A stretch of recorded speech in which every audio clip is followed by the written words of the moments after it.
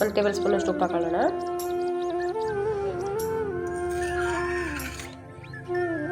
ಒಂದು table spoon ಅಷ್ಟು oil ಹಾಕೊಳ್ಳೋಣ. ನೀರು ಈ ಥರ ಕುದಿಯೋಕ್ಕೆ ಸ್ಟಾರ್ಟ್ ಆದಮೇಲೆ ನೂಡಲ್ಸ್ ಹಾಕೊಳ್ಳೋಣ.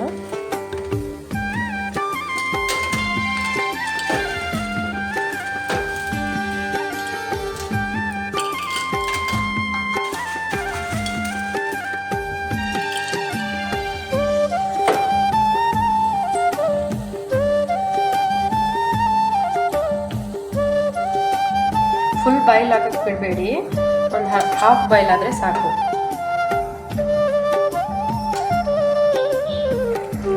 ಈ ಥರ ಒಂದು 2 ರಿಂದ 3 ನಿಮಿಷ ಬಾಯ್ಲ್ ಮಾಡಿಕೊಂಡು ಫುಲ್ ಬಾಯ್ಲ್ ಮಾಡೋದು ಬೇಡ. ಈ ಥರ ಸ್ವಲ್ಪ ಬಾಯ್ಲ್ ಆದರೆ ಸಾಕು.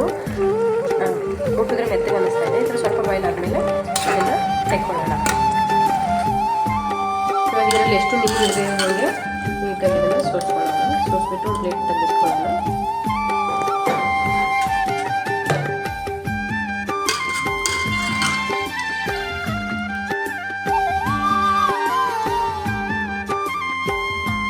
ಇವಾಗ ಇದ್ರ ಮೇಲೆ 1 ಟೇಬಲ್ ಸ್ಪೂನ್ ಅಷ್ಟು ಆಯಿಲ್ ಹಾಕ್ಕೊಂಡು ಕಲಿಸ್ಕೊಳ್ಳೋಣ. ಒಂದಕ್ಕೊಂದು ಅಂಟ್ಕೋಬಾರ್ದು. ಮತ್ತು ಇದನ್ನು ತಣ್ಣಗಾಗಕ್ಕೆ ಬಿಡೋಣ.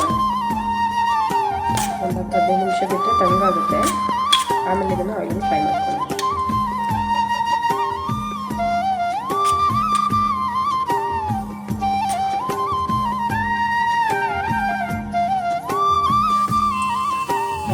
ಬಿಸಿಯಾಗಿದೆ.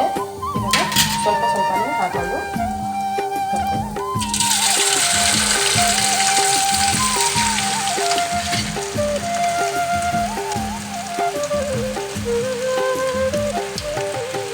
ನೀಟಾಗಿ ಕರ್ಕೋಬೇಕು. ಒಂದು ಕೆಂಪಗಾಗಲ್ಲ.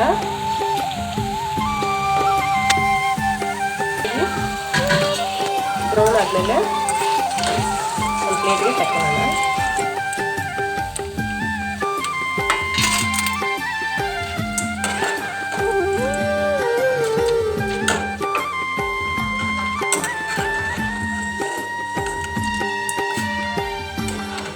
ಇದೇ ಥರ ಎಲ್ಲ ನೂಡಲ್ಸು ಕಟ್ಟಿ ತಗೊಳ್ಳೋಣ.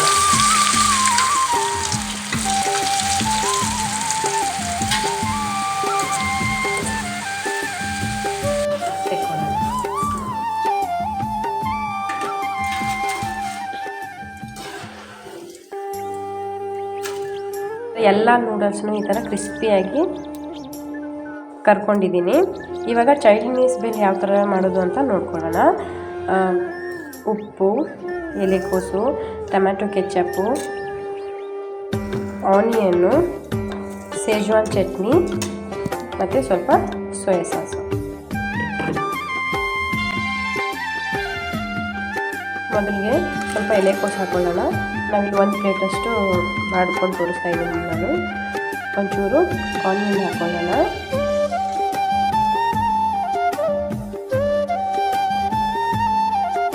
ಮತ್ತು 1 ಟೇಬಲ್ ಸ್ಪೂನಷ್ಟು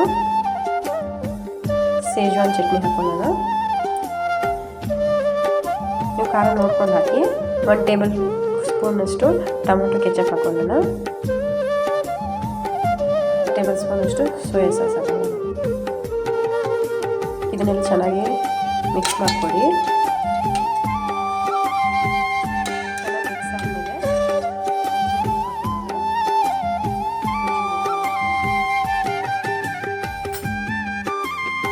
ಇವಾಗ ಇದನ್ನು ಉಪ್ಪು ನೀಟಾಗಿ ಕಲಿಸ್ಕೊಂಡ್ಮೇಲೆ ಸ್ವಲ್ಪ ಬೇಳೆ ಹಾಕೋಣ.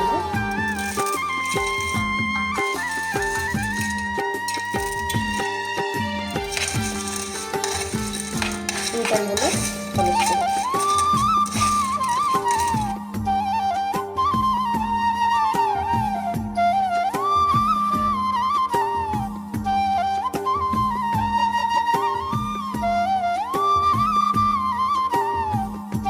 ರೆಡಿಯಾಗಿದೆ. ಇವಾಗ ಇದನ್ನು ಪ್ಲೇಟ್ ಹಾಕೊಂಡು ಸರ್ವ್ ಮಾಡ್ಕೊಳ್ಳೋಣ.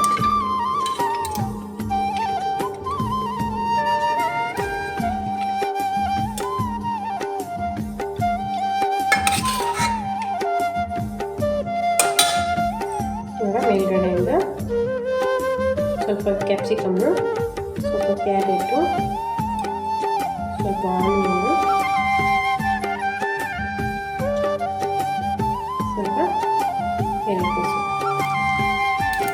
ಮೇಲ್ಗಡೆಯಿಂದ ಸ್ವಲ್ಪ